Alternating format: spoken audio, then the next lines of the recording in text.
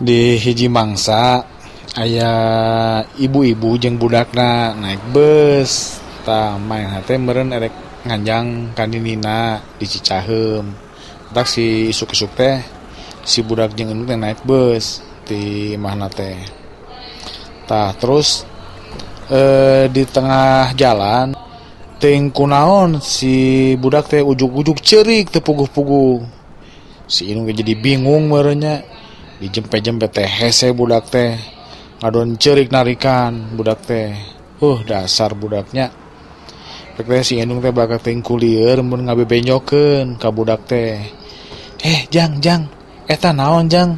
Euleuh, eta motor meuni sae kitu motor.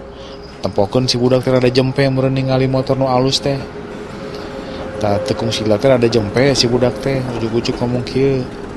Mah, hoyong motoy mah. Jang kewe tos ageng nya dipangmeserkeun ku mamahnya motor nu sae.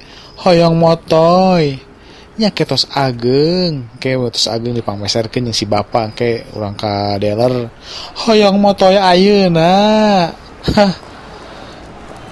Eta teh budak ngadon narikan suarana teh bakat teh bingung.